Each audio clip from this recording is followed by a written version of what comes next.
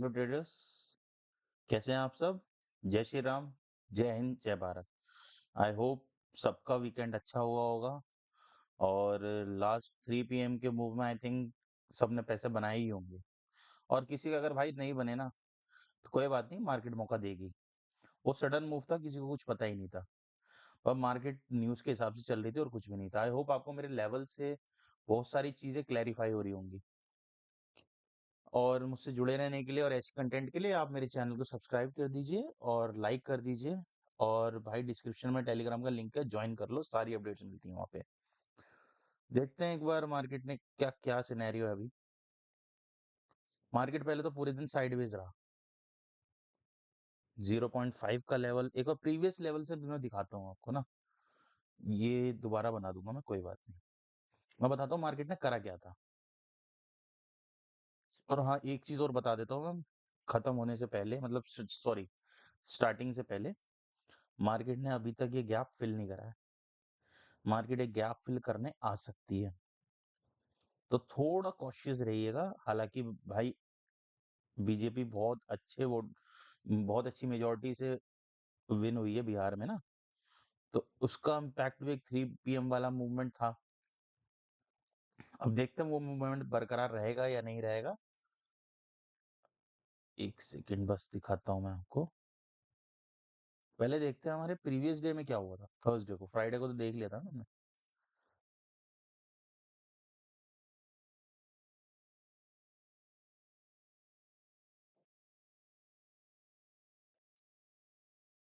यहाँ तक करता हूँ, चलो समझ में आएगी। मार्केट क्या हुआ, यहाँ से यहाँ तक गया पहले तो। 13 तारीख का, हाँ 13 तारीख थी ना, देखो। अब मूव आया, नीचे आके मार्केट यहीं खुला, नीचे नीचे खुला, लेकिन 0.5 का लेवल टच भी नहीं कर पाया वो। तो पहली बात तो इसमें कोई ट्रेड ऐसी कोई बनती नहीं थी। मार्केट साइडवेज रहा, ठीक है। जब टच ही नहीं करा तो फिर क्या ही बनता था ट्रेड। अब एक बार देख लेते हैं कल का क्या रह सकता है। एक कल का हाई है और ये कल का लो। फिर लगा देते हैं। भाई मार्केट 0.5 के लेवल के ऊपर है। अब मार्केट मैं बताता हूँ खुलेगी कहाँ पे। मार्केट अगर कल खुलती है, मतलब मंडे को खुलेगी ना, तो देखा जाए तो शायद 26,000 के पार ही खुल सकती है, क्या पता। हालांकि गिफ्ट निफ्टी यार अभी ऐसा कुछ शो कर नहीं रहा है। गिफ्ट निफ्टी पहले बहुत अच्छा चल रहा था, लेकिन गिफ्ट निफ्टी के गिरने का कारण एक ये भी है कि श्रीनगर में एक जगह ब्लास्ट हुआ है, स्टेशन के पास, पुलिस स्टेशन के पास कहीं ब्लास्ट हुआ है। तो इस वजह से ना गिफ्ट निफ्टी नीचे भी दिखा रहा है। तो भाई मार्केट कुछ ना कुछ तो रिएक्ट करेगी ना। बाकी देखते हैं मंडे को सुबह कहाँ खुलती है। हालांकि जो लास्ट मूवमेंट में मैं तो बैठा हुआ था, खैर देखो मैं बताऊं आपको, मैं यहीं से बैठा हुआ था, बिल्कुल बॉटम से बैठा हुआ था। तो मैंने तो खैर कैप्चर करी थी ये बाइंग ना। और भाई आप लोगों भी अगर कैप्चर करनी है ना, मैं बहुत सारी चीजें समझाऊंगा, बहुत सारी चीजें बताऊंगा, तभी जाके ये सारी चीज कैप्चर कर पाओगे, अदरवाइज नहीं कर पाओगे। नहीं तो भाई कॉल बुड में लगा रहोगे, कुछ नहीं रखा। एक बार ओपन इंटरेस्ट देख लेते हैं। एक सेकंड गाइस।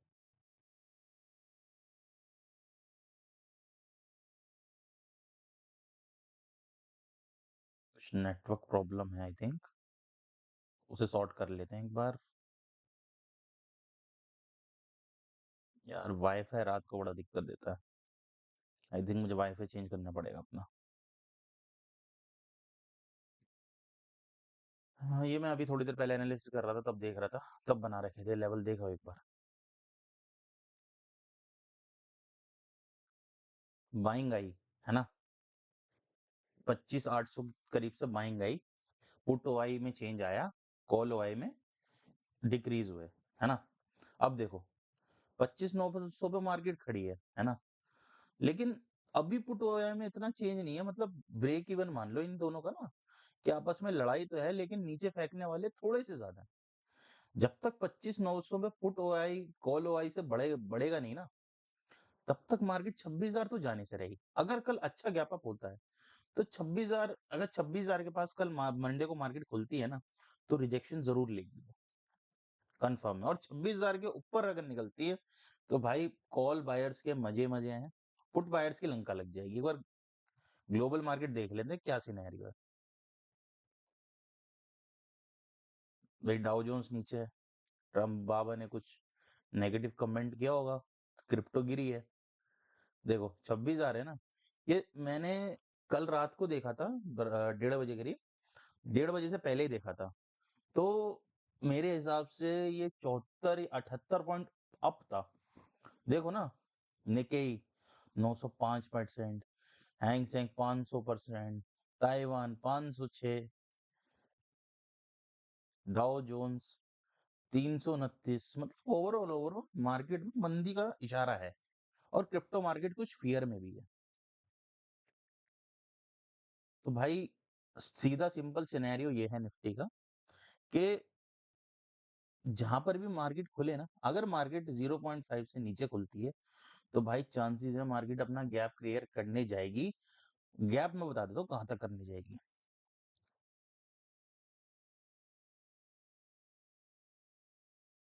भाई कम से कम मार्केट यहाँ तक जा सकती है,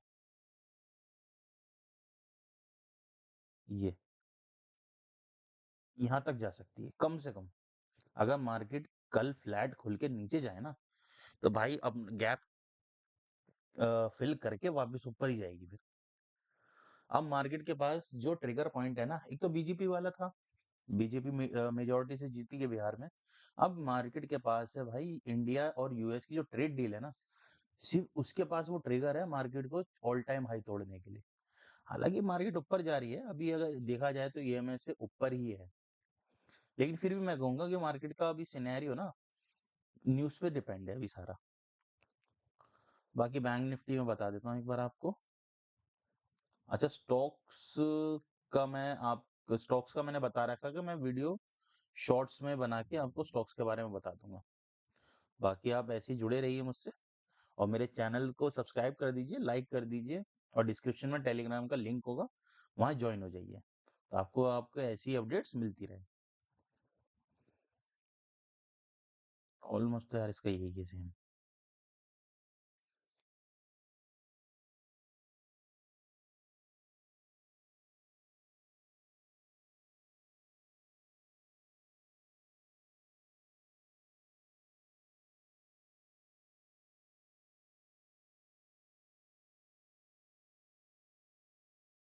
भाई रेंज में है, हम रेंज में था। बैंक निफ्टी भी कुछ भी नहीं है, सेम निफ्टी जैसा ही है, ऑल टाइम हाई पे चल रहा है। अगर देखा जाए तो बैंक एक बार देख लेता हूँ मैं, ऑलमोस्ट ऑल टाइम हाई पे ही चल रहा है। तो ये तो भाई ऑल टाइम हाई ही लगाएगा, कुछ कह नहीं सकते। बाकी बाकी इंडियन इंडियन मार्केट का हो गया, स्टॉक्स में आपको भेज दूंगा और फॉरेक्स का मैं बता देता हूँ आपको। गोल्ड देख लेते हैं,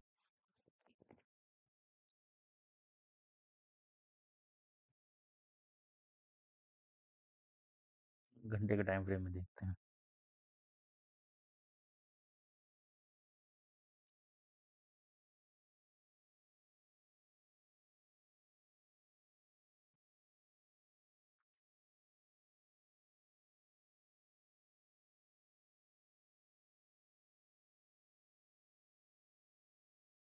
गोल्ड को यहाँ से बाय कर सकते हैं वैसे 41.15। और इसका ना मैं बताऊँ आपको, जैसे कभी कोई ट्रेड लिया करो ना, तो एक इंडिकेटर होता है, टूल होता है जिसका नाम है एवरेज टू रेंज। ये आपको बता देता है कि भाई आपका स्टॉप लॉस कम से कम कितना होना चाहिए। जैसे ये बता रहा है, क्या नाम है, सिर्फ 23 पिप का होना चाहिए, यानी $23 का होना चाहिए देखा जाए तो। 5 मिनट के उस पर टाइम फ्रेम पे देखोगे तो और अच्छा समझ में आएगा। 5 मिनट मतलब 5 मिनट पे तो ये बता रहा है कि जी 50 पिप का आपका टारगेट, मतलब स्टॉप लॉस होना चाहिए। इसके बारे में डेडिकेटेड वीडियो बनाऊंगा, तो आपको सारी चीजें समझ में आ जाए। अगर मैं गोल्ड को देखूं ना 1 घंटे के टाइम फ्रेम पे, 5 मिनट के टाइम फ्रेम पे, तो भाई गोल्ड बुलिश है। मतलब ईएमए के ऊपर है, सॉरी बुलिश कह रहा हूँ, गलत बोल गया, सॉरी। आप इस जोन के ऊपर उठा सकते हो इसे। और स्टॉप लॉस रख सकते हो। 1 सेकंड, 108।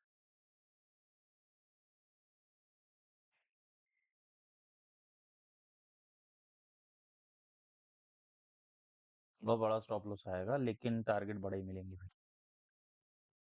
बाकी अगर मैं 1 घंटे के टाइम फ्रेम पे आऊँ ना, तो 1 घंटे के टाइम फ्रेम पे तो भाई 1 सेकंड,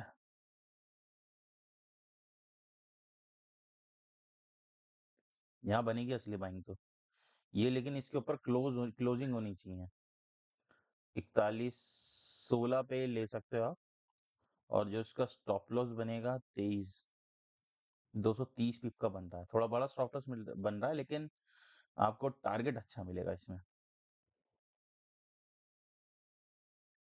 और अगर मार्केट का स्ट्रक्चर देख के अगर आप सेल करना चाहते हो तो भाई वो सेल भी कर सकते हो, लेकिन ईएमए पे करना, अगर ईएमए से रिजेक्शन ले तब।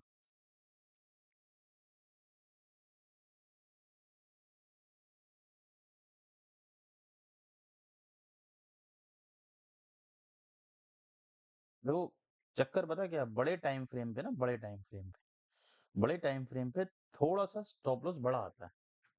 ये हमेशा ध्यान रखना।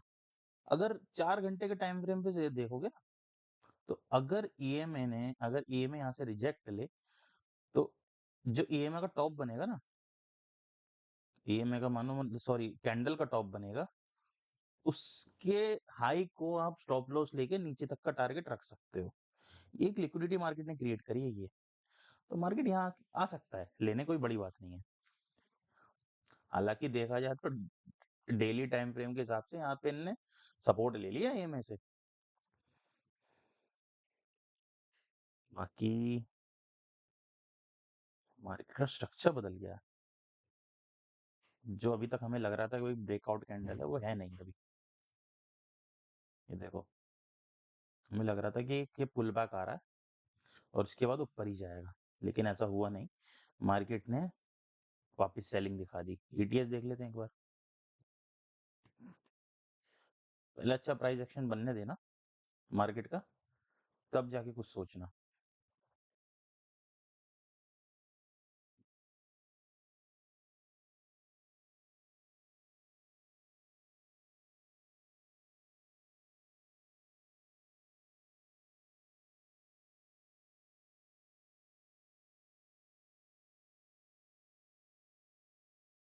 ये भाई इसमें तो मेरा स्टॉप लॉस गया था, मैंने री एंट्री करी थी। मैं बताता हूँ कहाँ से री एंट्री करी थी मैंने इसमें।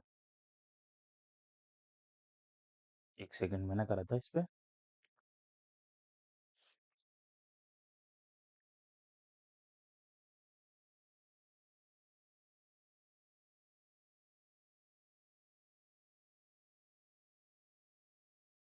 मैंने यहीं से कर रखा है और स्टॉप लॉस इसका लो डाल रखा है।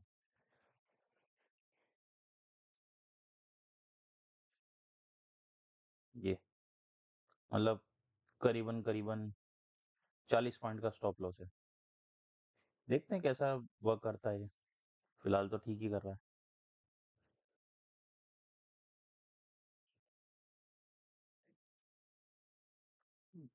US 30 देख लेते हैं एक बार।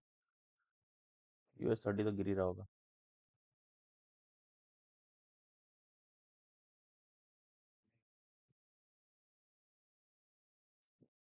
और क्या देख रहे हो, अपना हाई लेने के बाद, ऑल टाइम हाई लगाने के बाद क्या फॉल आया यार। लुक एट द फॉल, भाई वाह। देखो, ये सीधा लिक्विडिटी कॉन्सेप्ट। देखो, एक ये लिक्विडिटी पेंडिंग थी, मार्केट कहाँ तक आया, यहाँ तक आया ना। इसने की लिक्विडिटी, अपनी लिक्विडिटी ग्रैब करी और ये वापस ऊपर गया। अब इसमें सिनेरियो क्या बनता है मैं बताऊं आपको। इसमें सिनेरियो ये बनता है कि या तो मार्केट की एक ही जो लिक्विडिटी है यहाँ तक आने का वेट करें, है ना। मैंने आपको बताया था स्टार्टिंग में कि मार्केट सिर्फ लिक्विडिटी पे ट्रैवल करता है ना। अब या तो इस लिक्विडिटी पे ट्रैवल मतलब का वेट करें हम, तो इस अगर इस ईएमए से अगर रिजेक्शन कैंडल रिजेक्शन लेता है ना, तो उस कैंडल का हाई आप मार्क करो और एटलीस्ट यहाँ तक का आप टारगेट लेके चलो, है ना? पहला पॉइंट। दूसरी चीज़, अगर कोई 4 घंटे की कैंडल ना इस ईएमए के ऊपर भी क्लोज़ होती है, जैसे देखो ऊपर क्लोज़ हुई, ऊपर क्लोज़ हुई, ऊपर क्लोज़ हुई, ये ऊपर क्लोज़ हुई, देखो मार्केट ने फिर ऊपर गई ना। थोड़ा समझने वाली चीज़ है ये, मैं बताऊँ आपको। ईएमए पे फेल भी होता है, 100% सेटअप कुछ भी नहीं होता। अगर मार्केट इस ईएमए के ऊपर अच्छी एक बुलिश कैंडल देता है ना, तो मैं अपसाइड का प्लान करूँगा, है ना? अगर बाय चांस यूएस 30 में इस ईएमए पे कोई भी कैंडल आके रिजेक्शन लेती है, मैं एक अलर्ट डाल देता हूँ, एक काम करता हूँ इसमें, एक अलर्ट डाल देता हूँ।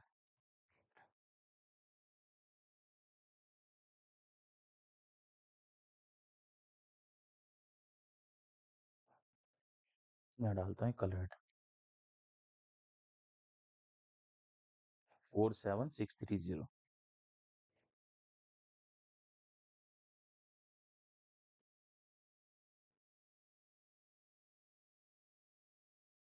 ये मेरे को अब मैसेज आ जाएगा, नोटिफिकेशन आ जाएगा, तो एटलीस्ट मैं यहाँ तक का टारगेट लेके चल सकता हूँ ना। देखो ट्रेडिंग को इतना मुश्किल मत बनाओ कि उसे समझना बड़ा मुश्किल है, उसे आसान बनाओ। हमेशा एक बात ध्यान रखना, स्विंग सेटअप में ना कोई भी पेयर हो या कुछ भी हो, स्विंग सेटअप जब भी लेके चलोगे स्टॉप लॉस बढ़ा लेके चलना। इथेरियम, देखो मेरे लिए जो सबसे बड़ा ब्रेकआउट होगा वो इसके बाद होगा इथेरियम का, 3239 के ऊपर, है ना? एक क्लोजिंग इसके ऊपर दे देना तो मैं एटलीस्ट यहाँ तक का टारगेट लेके चल सकता हूँ, 3547 का, अगर इसके ऊपर क्लोजिंग दे तो। नहीं तो 2 घंटे के हिसाब से देखा जाए ना, क्लोजिंग ऊपर है ना? ईएमए के ऊपर क्लोजिंग दी है। 1 सेकंड।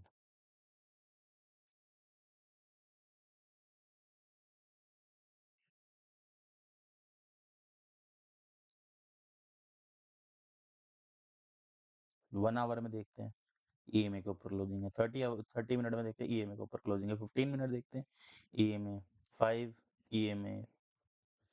अब एक अच्छी एक अच्छी कैंडल ना मुझे इसकी ईएमए के ऊपर क्लोजिंग चाहिए, तब मैं थोड़ा ज़्यादा महसूस करूँगा सही कि हाँ यार, एक अच्छी कैंडल क्लोज़ हुई है तो ऊपर जाने के चांसेस अभी ज़्यादा हैं एटलीस्ट। बाकी सेलिंग देख रहे हो ना, सेलिंग कितनी भयंकर आ रही है देखो। कैंडल्स हैं यार, 2 ग्रीन कैंडल, एक लाल कैंडल का सारा मोमेंटम खा जाती है। अभी कुछ नहीं कह सकते, यहाँ से नीचे भी आ सकती है, कोई बड़ी बात नहीं है। तो बाकी आप अपने कमेंट्स ना, आप जोन से भी पेयर का मुझसे एनालिसिस चाहते हो ना, आप वीडियो के नीचे कमेंट करो और मेरे को टेलीग्राम पे जुड़ो, पर्सनली मैसेज करो। मैं डेडिकेटेड आपको सारी चीज़ें, उसकी एक-एक चीज़ आपको बता दूँगा कि भाई आपको कब और कहाँ से बाइंग देखनी है, कहाँ से सेलिंग अपॉर्चुनिटी देखनी है। जो-जो भी आप जुड़ना चाहते हो ना, जो-जो भी जिस भी पेयर में आपका फ़ेवरेट है, आप मेरे को कमेंट करो वीडियो के नीचे या टेलीग्राम पे जाके पर्सनली मैसेज करो आप मुझे। देखो मैं आपको पर्सनली वो उस पेयर का आपको एनालिसिस या आपको बाइंग और सेलिंग अपॉर्चुनिटी कहाँ बन रही है, मैं आपको सब बताऊँगा।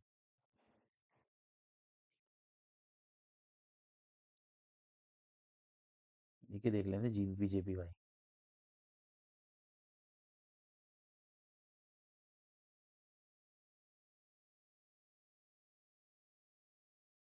भाई सेलिंग अपॉर्चुनिटी मतलब बनी थी इसमें मेरी, लेकिन स्टॉप लॉस मेरा बहुत छोटा था। हालाँकि स्टॉप लॉस इतना ही था बस, लेकिन वो हिट कर गया। इसमें मैंने स्टॉप लॉस लिया, मैं नहीं झूठ बोलूँगा। अगर एक्सेल है तो है, बाकी ये बाई साइड की लिक्विडिटी है ये। हो सकता है यहाँ से फॉल कर जाए, या अगर इसके ऊपर अच्छी कोई ग्रीन कैंडल अगर क्लोजिंग देती है तो फिर ऊपर के बारे में सोचेंगे। जीबीबीयूएसडी देख लेते हैं।